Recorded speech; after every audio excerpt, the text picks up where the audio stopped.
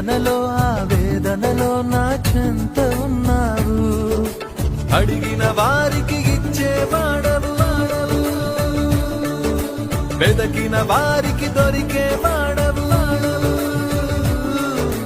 అడిగిన వారికి ఇచ్చేవాడవు, వెదకిన వారికి దొరికేవాడవు. తట్టిన వారికి తలుపులు తెరిచేదే